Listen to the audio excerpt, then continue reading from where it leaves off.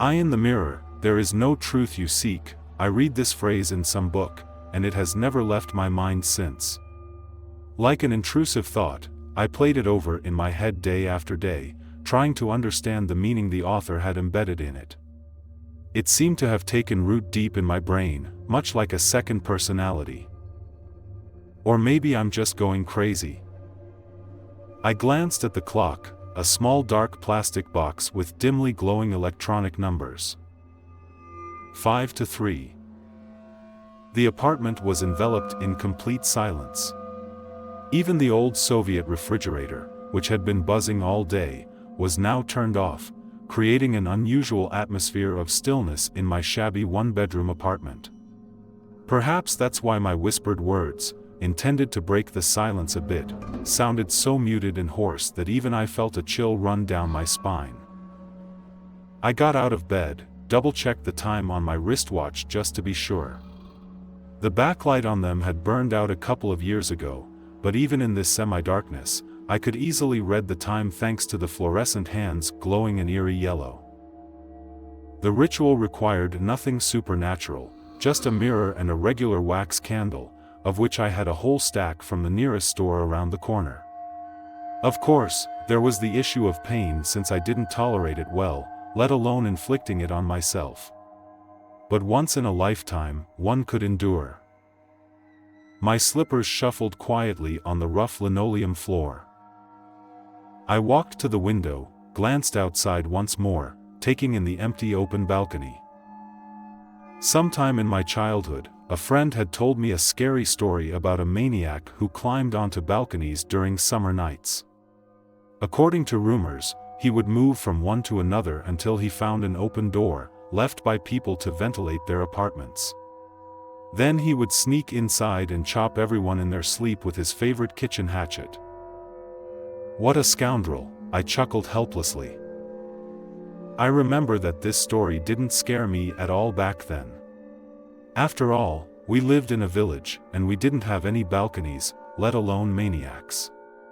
However, this tale resurfaced in my mind much later, long after our family had moved to the city and settled on the second floor of a brand new 5-story building. I had already prepared the kitchen windows in advance.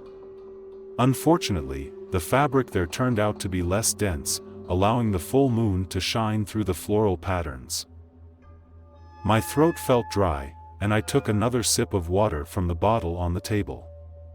I wasn't really thirsty, but heightened anxiety tends to reduce saliva production, leading to such discomfort. I wiped my sweaty palms on my pants. Unfortunately, the unpleasant stickiness didn't disappear, so I had to reach for the tissues I had prepared in advance. Well, time to start, I murmured, glancing at the clock once more. It was getting close to 3. In complete darkness, I walked slowly to the bathroom. After so many years, navigating the apartment was something I could do with my eyes closed. But the eerie feeling of an unfamiliar gaze had haunted me consistently. It was as if someone, lurking in the gloom, was watching me. Waiting for me to make a wrong move, so that... Oh, damn it! Distracted by my thoughts, I stubbed my pinky toe against the slightly ajar doorframe and let out a loud curse, which momentarily dispelled the fear. Okay, it's time to put an end to this.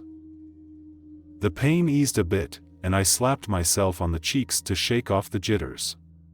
It was a short-term but effective method. With a creak, the white wooden door swung open. Inside, the moisture from my recent shower still lingered, saturated with the scent of shower gel. Despite the darkness, the round mirror on the wall, the size of a soccer ball, dimly glowed, reflecting the murky shadows trembling in the corridor. 2 candles and a lighter were already on the blue toilet lid, positioned to the right beneath the sink. I crossed the threshold into the bathroom.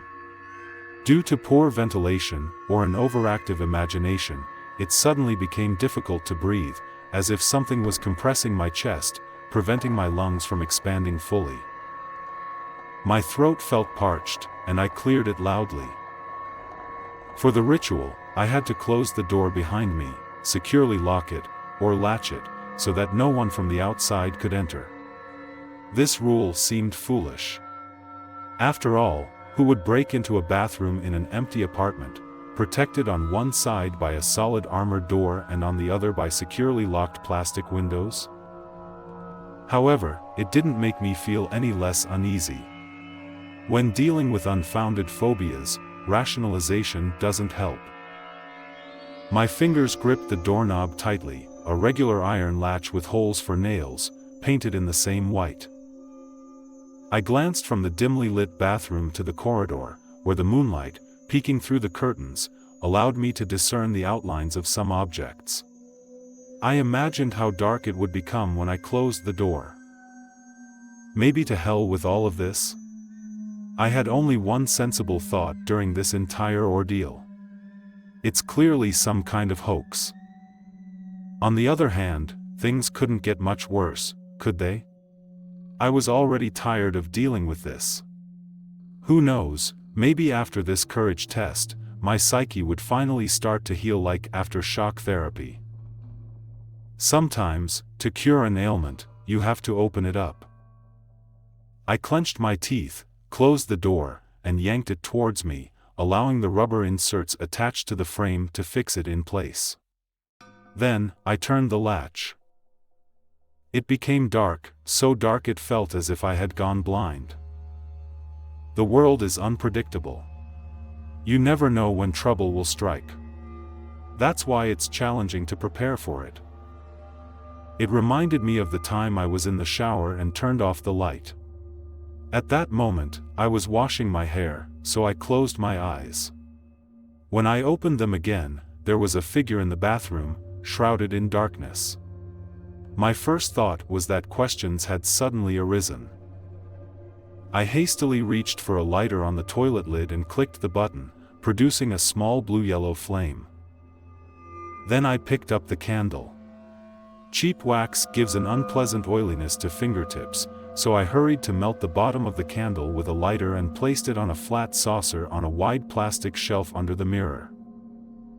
I won't say that with the candle burning, everything became crystal clear. Yes, the blazing flame dispersed the swirling darkness, and its light was sufficient for the small bathroom. However, beyond its reach, the dimness extended, and the darkness seemed to become tangible. It thickened and transformed, as if confining me, keeping me within its boundaries, thereby driving me into a corner. I shook my head, realizing it was my vivid imagination playing tricks on me again. The numbers on the clock showed exactly 3 hours and 3 minutes. So, the ritual had already begun, and I only needed to endure it for another half an hour to deal with the situation. I took a small penknife and an alcohol wipe from my pocket. I opened the packaging, and a strong smell of alcohol filled the air, even making my eyes water. The blade of the knife gleamed coldly, reflecting the flame from the candle. After carefully wiping it with a napkin, I roughly marked a point on my left shoulder, above the elbow bend, and immediately made a deep cut, doing so with force to prevent any hesitation. A flash of pain shot through my brain, and my face contorted with the sudden discomfort. "That's it," I quietly hissed through my teeth. Blood immediately welled up from the fresh cut and flowed down in a thin stream. I hurriedly dipped 2 fingers into it and, with determination, traced a smooth circle around the glass, mimicking a mirror. It was essential to maintain the circle's integrity without any breaks. So, after carefully inspecting it under the candlelight, I scooped up more blood with my fingers to ensure it hadn't thickened, and circled the glass with them a second time, making the brown stripe thicker. "Seems to be okay."